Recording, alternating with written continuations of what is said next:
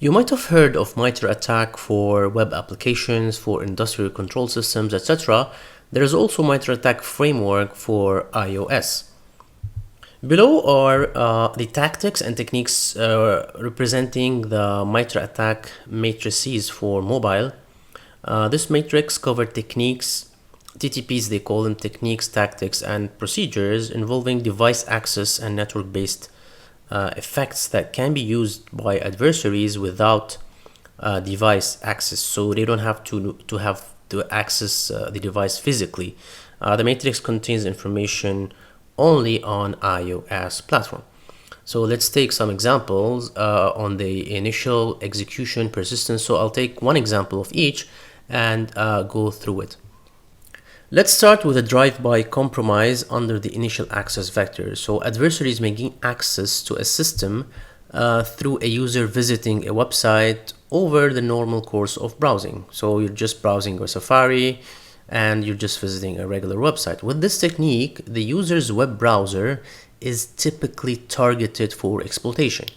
But adversaries may also use compromised websites for non-exploitation behavior, such as acquiring an application access token.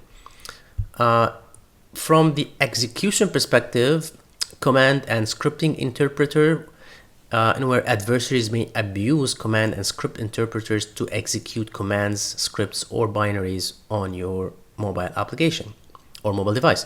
These interfaces and languages provide ways of interacting with computer systems and are a common feature across many different platforms.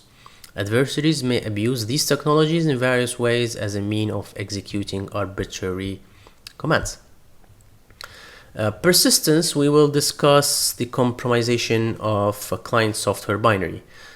Adversaries may modify system software binaries to establish persistent access to device.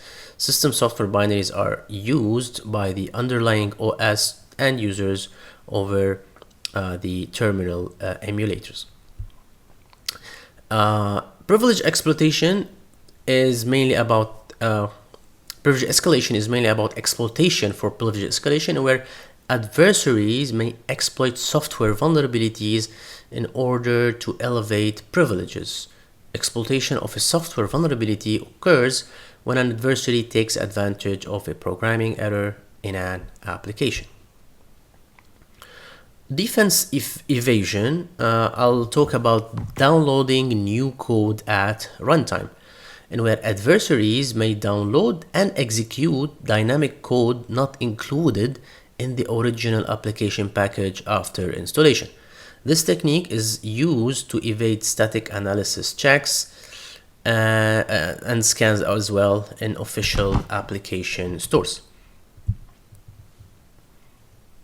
Credential access is mainly where adversaries may search common password storage locations to obtain user credentials. Passwords, as you know, can be stored in several places on a device depending on the OS or the application holding the credential. Location tracking is mainly when adversaries may track a device's physical location through the use of standard operating system APIs via malicious or exploited applications on the compromised device.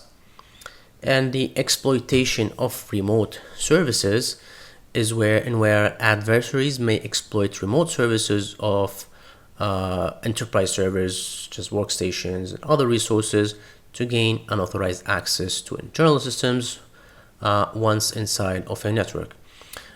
This is just a high-level overview about this chain from the initial access to the credential access, discovery, lateral movement, collection, etc. You can read more on attack.mitre.org. You can read more about the details of each infiltration domain and each attack and TTP used.